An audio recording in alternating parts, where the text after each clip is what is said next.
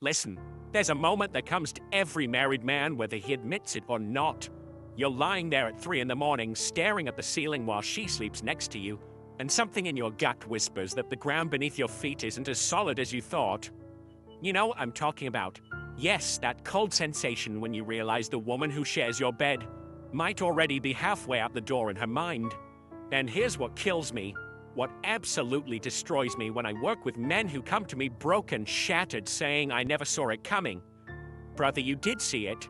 You just chose to look away. You chose to call a wolf a dog because it was easier than admitting you'd let a predator into your home. Let me paint you a picture that will either save your marriage or save you from wasting another 5 years of your life. Imagine there's a black box sitting on your kitchen table right now, and inside that box is a recording of every moment your woman showed you exactly who she was, every single red flag you explained away, every gut feeling you buried under excuses. Would you have the courage to open it? Would you have the balls to listen to yourself ignoring the obvious? Because that's what we're about to do right now. We're going to crack open that box and look at the 7 signs that your wife isn't just thinking about betrayal, she's already rehearsing it in her mind. I remember sitting with my friend when I was 32. He was going through his second divorce, and he said something that branded itself into my brain like a hot iron on cattle hide. He said, "Bro, a woman's betrayal is like watching a building collapse in slow motion. You see every crack, every support beam bending, every window starting to shatter, but you stand there hoping gravity will suddenly reverse itself." That man taught me more about relationships in that moment than any book or seminar ever could, because he was right. Betrayal doesn't announce itself with trumpets and declarations. It whispers, it tiptoes, it smiles at you while sharpening the knife. You see, men have this catastrophic blind spot when it comes to betrayal. We think betrayal is only when she ends up in another man's bed, when she packs her bags and leaves, when you find those text messages that make your stomach drop to your feet. That's not betrayal, my friend. That's the funeral. The actual death happened months or years ago when you weren't paying attention, when you were too busy being understanding, too busy being the good guy, too busy swallowing your pride and calling it maturity. Real betrayal, the kind that matters, starts with tiny cracks that you paint over with hope and wishful thinking. So let's talk about the first sign, and this one is so obvious it's almost insulting that I have to spell it out. But here we are. When life punches you in the face, when you're down on your knees bleeding, whether it's sickness, business failure, loss of a job, whatever catastrophe life throws at you, watch what she does, not what she says, what she actually does. I had this realization during the worst food poisoning of my life, 3 years into my first serious relationship. I was basically dying in my bathroom, couldn't keep water down, thought I might actually need an ambulance, and where was she? She was at her friend's birthday dinner because, and I quote, "You're a grown man, you can handle it. Listen to me very carefully now, because this is where most men fail the test. They think, well, she has her own life, she can't drop everything for me. I need to be strong, I need to be independent." Bullshit, complete and utter bullshit. You know what my grandmother did when my grandfather had the flu? She slept on the floor next to his bed for a week, made him soup every 4 hours, read him the newspaper because his eyes hurt. That's love. That's partnership. That's someone who's in it with you till the end. Your woman leaving you alone when you're vulnerable isn't independence, it's abandonment, it's betrayal in its purest form. And if she can abandon you when you're sick, trust me, she'll abandon you for much less when the opportunity presents itself. But you know what men do? They swallow it. They make excuses. They say things like, "Well, when I recovered, she was so happy, she really does care." No. She came back because you're useful again. You're back to being the provider, the rock, the ATM machine with a pulse. The woman who disappears during your darkest moments has already shown you her capacity for betrayal. She's already demonstrated that her comfort, her plans, her convenience is more important than your well-being. And then these same men are shocked, absolutely devastated when she leaves them 3 years later for a guy she met at yoga class. The second sign, and this one makes my blood boil every single time I hear it, is when she starts taking your money without asking. Not borrowing, not discussing, taking. I'm talking about going into your wallet, transferring money from joint accounts, using your credit cards for things you never approved. And here's the kicker. When you confront her about it, she turns it into your fault. "We're married. What's yours is mine." Or "I needed it, and you would have said no." Or my personal favorite, "After everything I've sacrificed for you, I deserve this." Let me tell you about a client of mine, successful guy, owns 3 restaurants, worked his ass off for 15 years to build his empire. One day he discovers his wife has been siphoning money from the business account.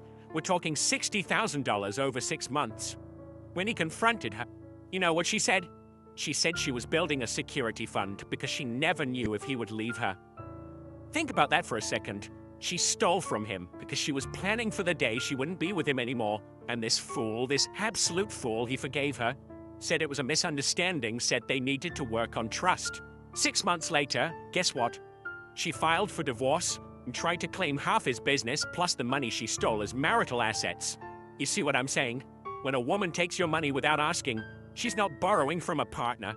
She's collecting what she thinks she's owed. She's already mentally calculating her exit package. She's already decided that your money is compensation for being with you.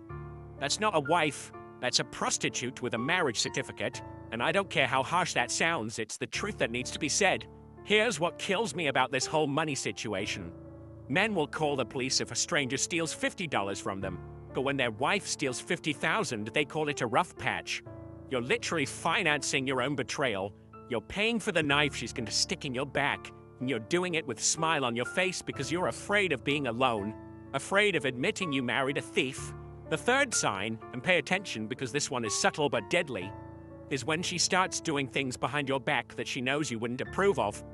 I'm not even talking about cheating yet. I'm talking about the groundwork, the practice runs, the little betrayals that prepare her for the big one. She starts going out with her single friends more often. She joins a gym and suddenly needs 2 hours for a 45-minute class. She has work meetings that run late, but she can't quite explain what the meeting was about. She's texting but angles the phone away from you. You know what this reminds me of? When I was a kid, we had a dog that started killing chickens at the neighbor's farm. At first, it was just 1 chicken, and we said it was an accident, the dog didn't mean it. Then it was 2, then 3. By the time we admitted we had a problem, that dog had killed 20 chickens. A woman testing boundaries is the same thing. She's seeing what she can get away with. She's building her confidence for bigger betrayals. She's teaching herself that deceiving you is not only possible but easy. And here's the real mind game. When you catch her in these small deceptions, she makes you feel crazy for questioning her. You're so controlling. You're paranoid. Why don't you trust me? Let me tell you something about trust. Trust isn't blind faith. Trust is earned through consistent, transparent behavior. And if someone is asking you to trust them while actively hiding things from you, they're not asking for trust. They're asking for permission to betray you. The fourth sign is when she starts creating conflicts to justify taking breaks or space from the relationship. This is genius-level manipulation, and I've seen it so many times it makes me sick. She picks a fight about something completely irrelevant. Maybe you forgot to take out the trash or you looked at another woman for half a second, and suddenly it's World War III. She storms out, says she needs space, needs to think, needs to stay with her parents or friends for a few days. You know what she's really doing? She's creating an alibi for betrayal. She's giving herself a hall pass to do whatever she wants because technically, you're on a break. Technically, she was upset with you. Technically, it's your fault she ended up in some other situation. I knew a guy whose wife did this every few months like clockwork. She'd blow up over nothing, disappear for a weekend, come back refreshed and forgiving. He thought she was just emotional, needed time to cool off. Turns out she had a boyfriend in another city, and these fights were her travel schedule. But even if she's not physically cheating during these breaks, she's still betraying you.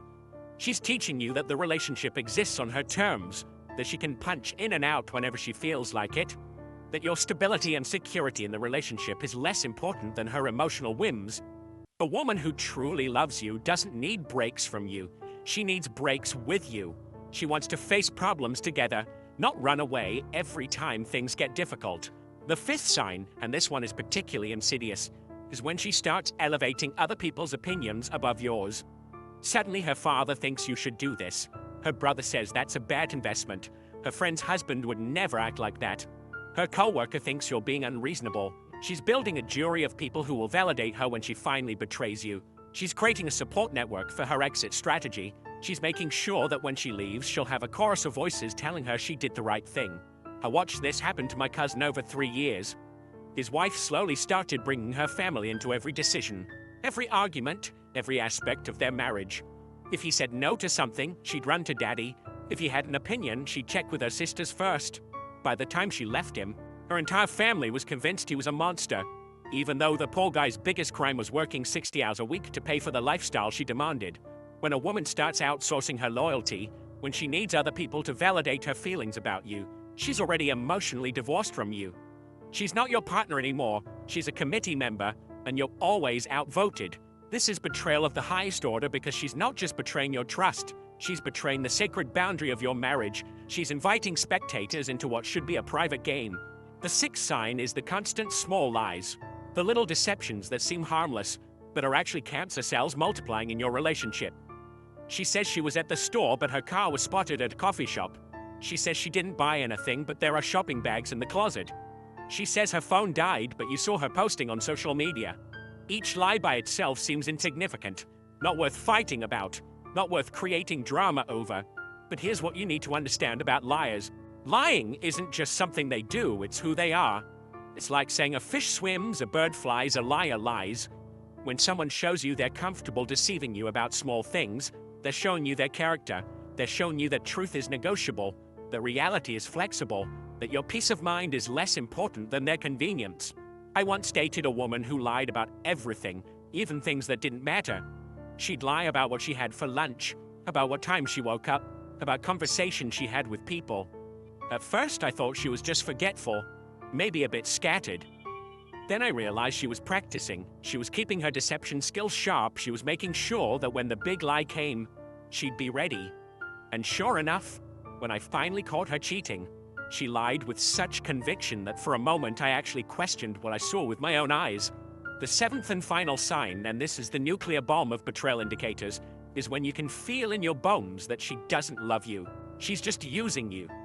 You know that feeling, that hollow sensation when she kisses you, and it feels like a business transaction when she says, "I love you," and it sounds like she's reading from a script, when you look in her eyes and see calculation instead of affection. But here's where men become their own worst enemy. They know she doesn't love them, they can feel it in every interaction, but they convince themselves that maybe her love is just different. Maybe she shows it in other ways. Maybe if they just try harder, do more, be better, she'll finally love them the way they need to be loved.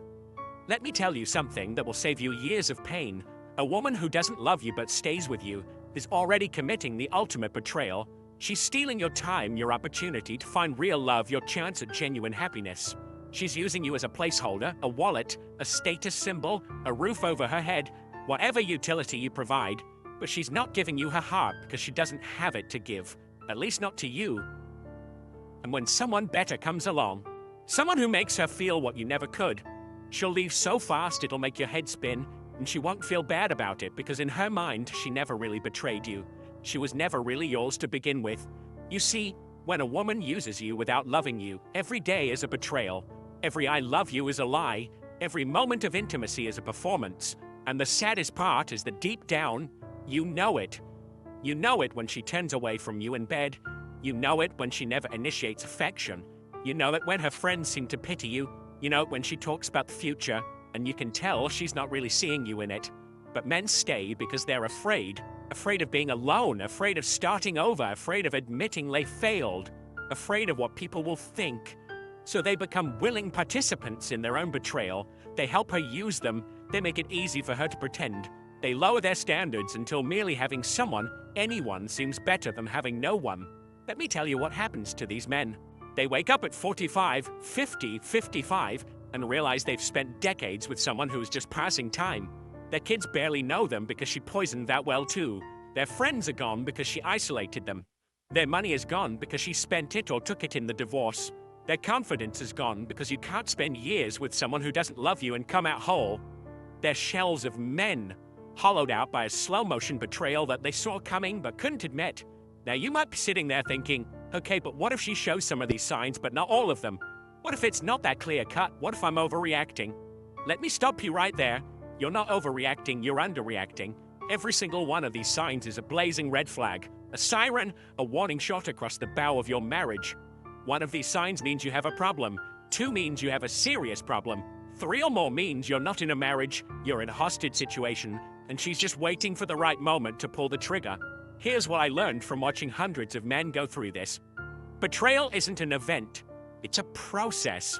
It starts with small boundary violations, little disrespects, tiny abandonments. Each one seems forgivable, each one seems like something you can work through, but they accumulate like compound interest building on each other until one day the debt is called in and you lose everything. The woman who will betray you doesn't wake up one morning and decide to destroy your life. She's been destroying it slowly, methodically, testing your limits, seeing how much you'll tolerate, how much disrespect you'll swallow, how many red flags you'll explain away. She's been interviewing for your replacement while you've been trying to save the relationship. She's been building her exit strategy while you've been building a future. And the most painful part, the part that keeps men up at night for years after it happens, is realizing that they knew. They knew something was wrong, they felt it in their gut, they saw the signs, but they chose comfort over truth. They chose the familiar pain over the unknown. They chose to believe the lies because the truth was too scary to face. So what do you do if you recognize these signs in your relationship? First, stop lying to yourself. Stop making excuses for her behavior. Stop believing that love conquers all, or that things will get better if you just try harder. If she's showing these signs, she's already told you who she is and what she's capable of. Believe her. Second, protect yourself. Document everything. Start paying attention to where money goes. Keep records of her behavior, her lies, her abandonments. Not because you're planning for war, but because when war comes, and if these signs are present, it will come. You need to be prepared. Too many men get blindsided not by the betrayal itself, but by how calculated and prepared she was while they were sleeping. Third, and this is the hardest part, be willing to walk away. I know you've invested years, maybe decades. I know you have kids, a house, a life together. But staying with someone who's already betraying you, who's already shown you they're capable of destroying you, that's not love, that's no commitment, that's fear. And fear is no foundation for a relationship. The truth is, once these patterns are established, they rarely change. A woman who abandons you when you're weak will do it again. A woman who steals from you will steal again. A woman who lies to you will lie again. The woman who doesn't love you will never suddenly start. You can't love someone into loving you back. You can't sacrifice enough to make someone loyal. You can't be good enough to make someone honest. I want you to imagine something for a moment. Imagine you're 5 years in the future, and you ignored all these signs. You stayed. You tried harder. You convinced yourself it would get better. Now you're sitting in an empty apartment, half your money gone, seeing your kids every other weekend, starting over at an age when you thought you'd be settled. And you're looking back at this moment, this exact moment when you could have saved yourself but didn't. How would future you feel about present you? What would he want to tell you? He'd want to tell you that the pain of leaving is temporary, but the pain of staying with someone who betrays you is permanent. He'd want to tell you that being alone is better than being with someone who makes you feel alone. He'd want to tell you that there are women out there who will love you properly, who will stand by you when you're weak, who will respect your money and your boundaries, who will tell you the truth even when it's difficult, who will actually love you instead of just using you. But these women, these good women, they're not looking for a man who accepts betrayal, who tolerates disrespect, who enables bad behavior. They're looking for a man who knows his worth, who sets boundaries, who walks away from situations that diminish him. You can't attract quality while you're accepting garbage. You can't find real love while you're settling for its counterfeit.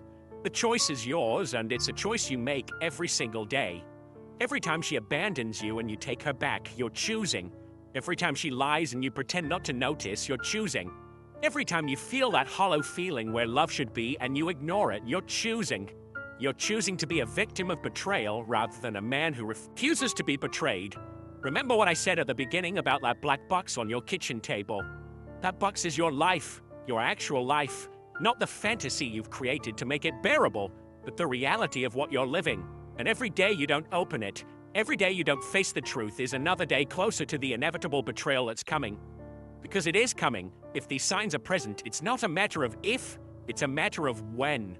The only question is whether you'll be the one who ends it on your terms, with your dignity intact, with your resources protected, with your future in your own hands, or whether you'll wait until she decides to end it on her terms, after she's taken everything she can, after she's destroyed your reputation, after she's moved on to the next guy while you're still trying to figure out what happened.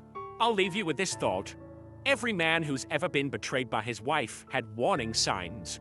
Every single one. The difference between the men who recover and thrive and the men who never recover isn't what happened to them. It's when they decided to stop accepting it. The sooner you acknowledge the truth, sooner you can start building a life based on reality instead of wishes, on strength instead of fear, on self-respect instead of desperate need. The future self is watching you right now. hoping you'll have the courage to see what's right in front of you, hoping you'll have the strength to do what needs to be done, hoping you'll choose yourself for once instead of choosing someone who's already chosen to betray you. Don't let him down. Don't let another day, another month, another year pass living a lie. Open the box, face the truth, and take back control of your life. Because if you don't, I promise you, one day you'll wake up and realize that while you were busy loving someone who didn't love you back, life passed you by, and that, my friend, is the ultimate betrayal, the one you commit against yourself.